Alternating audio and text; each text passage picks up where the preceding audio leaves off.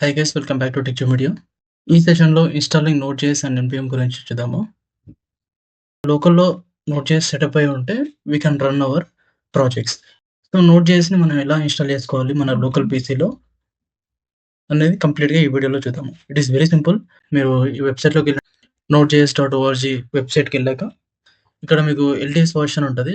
Long term support కోసం ఒక stable version కోసం అని నోడ్.js వర్షన్ అయితే ఉంటది. సో, ఆ ఎల్‌టిఎస్ వర్షన్‌ని తీసుకోండి. లేటెస్ట్ వర్షన్‌తోనే. ఓకే. ఈ లేటెస్ట్ టేబుల్ డౌన్‌లోడ్ చేసుకున్న తర్వాత మీకు డౌన్‌లోడ్ అయ్యే ఆప్షన్ వస్తది కదా! సో, ఈఎక్సీ ఫైల్ వస్తది. సో, దాన్ని ఇన్‌స్టాలేషన్ చేసి కంప్లీట్‌గా అయిపోతది. సో, డౌన్‌లోడ్ అనే ఆప్షన్ ఉంది కదా! సో, మనం ఇక్కడ చేంజ్ చేసుకుంటే సరిపోతది. మనకి ఏ ఓఎస్‌కి ఇన్‌స్టాలేషన్ చేసుకోవాలో ఆ ఓఎస్‌కి అది ఇన్‌స్టాలేషన్ చేసుకోవచ్చు. ఓకే. సో, మ్యాక్‌లో ఉన్న వాళ్ళు సేమ్ ఇలా అండ్ లైనక్స్. నేను ఆల్రెడీ ఇక్కడ డ్రాప్ డౌన్ చూపెట్టాను కదా! వెబ్‌సైట్‌లో. ఆఫ్టర్ ఇన్‌స్టాలేషన్ మీ పీసీలో నోడ్.js ఉందా లేదా అనేది చెక్ చేసుకోవాలి కదా! సో, అది చెక్ చేసుకోవడం కోసమని node-b అని టైప్ చేయండి. Just thoughts it.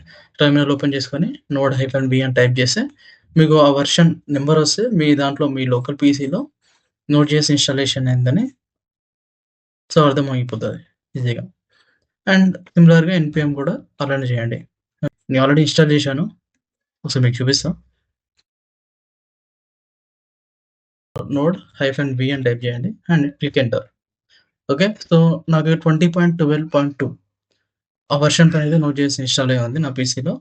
సో, నా దాంట్లో నోడ్ అయితే వర్క్ అవుతది. ఓకే. అండ్ ఎన్‌పిఎం కూడా సేమ్.